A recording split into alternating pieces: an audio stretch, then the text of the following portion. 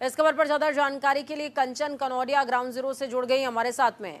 कंचन, वक्फ संशोधन बिल को लेकर के लगातार लोकसभा से इसको पास कर दिया गया है और दूसरी बात यह कि राज्यसभा में वक्फ संशोधन बिल को पेश किया जाएगा। अब मैं आपसे ये समझना चाहूंगी कंचन कि जिस तरीके से अलग अलग प्रतिक्रियाएं सामने आ रही हैं, कुछ पक्ष में है, कुछ विपक्ष में है।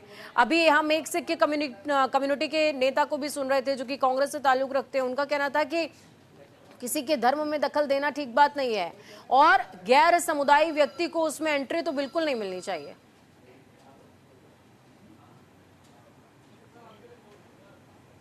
जी पूजा, बिल्कुल देखिए, जिस तरीके से कल हमने देखा कि लोकसभा में किरण रिजिजू जो अल्पसंख्यक मंत्री है उन्होंने वो वक्फ बिल जो है पेश किया था। उसके बाद देर रात 2 बजे जो है 288 वोट जो है उसके पक्ष में पड़े और विपक्ष में 232 और साफ तौर पे जो है बिल पास हो गया लोकसभा से। और आज 8 घंटे की चर्चा राज्यसभा में हो रही है। और जब आप बात करें कांग्रेस पार्टी पे से तो नासिर हुसैन जो है उन्होंने चर्चा में संबोधन लिया और उन्होंने कहा कि जिस तरीके से आप कर रहे हैं, जो बोर्ड बनाया जाएगा उसमें मुस्लिम्स के अलावा और दूसरी अन्य जो है अन्य किसी धर्म के लोगों को जोड़ा जाएगा। क्या हिंदू धर्म के जितनी भी संस्थाएं हैं उसमें क्या किसी दूसरे धर्म के लोगों को एंट्री मिलती है? तमाम तरीके की उन्होंने सवाल उठाए। 25 मिनट की जो स्पीच थी उन्होंने वो दी और तमाम तरीके की गलत ठहराते हुए कई सारे सवाल उठाए और वो सारी कमियां उन्होंने अपनी तरफ से गिनवाई। और उन्होंने कहा कि कर्नाटका में वो मंत्री है, वक्फ बोर्ड में भी वो शामिल है और किस तरीके से वक्फ बोर्ड की प्रक्रिया होती है, किस तरीके से काम करता है। यदि कोई वक्फ बोर्ड में अपनी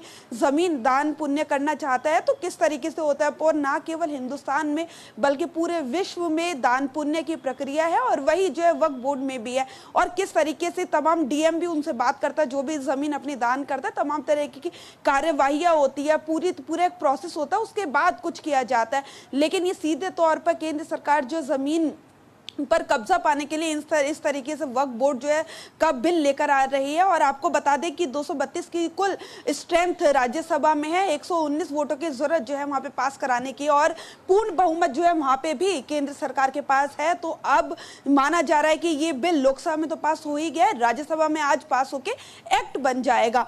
आपको बता दें जिस तरीके से हालांकि तमाम तरीके से विपक्ष की 232 वोट जो है विपक्ष के डले हैं, बहुत ही क्लोज हो जाता है। 288 जो है पक्ष में डले और विपक्ष में 232 वोट डले, बहुत ही करीबी आंकड़ा है। जेडीयू का समर्थन, तमाम जो उनके सहयोगी दल है उनका समर्थन यदि वो ना होते तो शायद विपक्ष को जीत मिल जाती इसके ऊपर। लेकिन विपक्ष लगातार इसके ऊपर हंगामा कर रहा है और इससे नाराज है। दूसरा विषय ये भी है कंचन, देखिए हमें ये भी समझना पड़ेगा कि अगर सत्ता पक्ष की तरफ कुछ ऐसे दल हैं जो कि अल्पसंख्यक हिमायती अपने आप को कहते हैं, उन्होंने भले ही विपक्ष का साथ नहीं दिया, लेकिन विपक्ष में भी कुछ ऐसे दल हैं जो अपने आप को हिंदुओं का रहनुमा या यूं समझिए कि हिंदुओं का संरक्षक कहते हैं। उनकी जो पूरी पार्टी की नीति है वो उसी पर ही चल रही है, तो उन्होंने भी समर्थन किया था। तो विपक्ष का वोट काउंट अपने आप कम हुआ है इस तरीके से। जी पूजा, बिल्कुल देखिए, विपक्ष जिस तरीके से हंगामा कर रहा है, हंगामा नहीं बोल सकते हम, लेकिन बोल सकते हैं जिस तरीके से अपनी बात रख रहा है इसको लेकर कि क्या कुछ कमियां हैं वक्फ बिल में, वो तमाम 40 संशोधन उन्होंने बताए थे जो होने चाहिए थे वो नहीं हुए हैं। और तमाम तरीके से पूजा, एक बात अगर ये भी गौर की जाए कि वक्फ बिल को लेकर जिस तरीके से केंद्र सरकार, एनडीए सरकार बोल रही है कि हम मुसलमानों की मजबूती के लिए काम कर रहे हैं, तो यदि देखा जाए तो लोकसभा और राज्यसभा दोनों में से किसी एक में भी जो है भारतीय जनता पार्टी का कोई मुस्लिम सांसद नहीं है। तो इसको लेके जो है कि विपक्षी सांसद जो है इसको लेके भारतीय जनता पार्टी को घेर रहे हैं, तमाम तरीके की बातें की जा रही। वक्फ बिल में जो जो संशोधन होने चाहिए थे विपक्ष की तरफ से बताए गए थे उन्हें शामिल नहीं किया गया, इसी को लेकर नाराजगी है।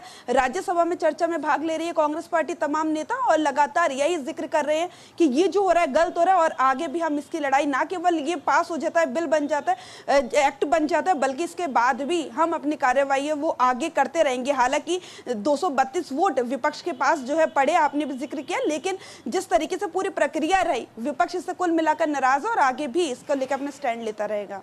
बिल्कुल, और मेरे ख्याल में कंचन देखिए आगामी बिहार चुनावों पर भी इसका सीधे इम्पैक्ट आने वाला है।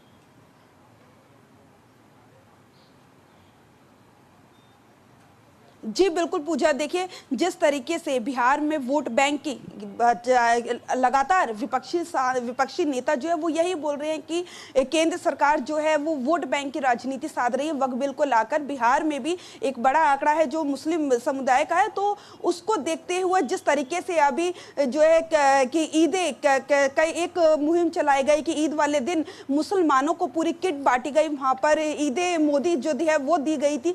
तमाम तरीके से देखिए चुनावी राज्य है बिहार, बेशक से सुर्खियों में है और सभी पार्टियों का पूरी तरीके से जोर है कि किसी न किसी तरीके से मुस्लिम वोट बैंक जो है अपनी पार्टी की तरफ लाया जाए, साधा जाए। ना केवल केंद्र सरकार बल्कि चाहे कांग्रेस पार्टी हो या फिर अन्य आरजेडी हो या कोई और अन्य दल हो, सभी बिहार में अपनी राजनीति प्रक्रियाएं जो है उन्हें बढ़ा चुके हैं और आगे किस तरीके से वोट बैंक को साधा जाए। हालांकि दोनों पार्टियां, दोनों ही एनडीए और विपक्ष एक दूसरे पे आरोप लगा रहा है कि ये वोट बैंक की राजनीति कर रहे हैं, वो बोलते हैं कि ये वोट बैंक की राजनीति कर रहे हैं। लेकिन आपको बता दें वक्फ बोर्ड जो है अब एक राजनीतिक मुद्दा बन चुका है और सभी पार्टियां इसे साधने में लगी हैं। चलिए, बहुत शुक्रिया कंचन हमारे साथ जुड़ने के लिए, अहम जानकारी साझा करने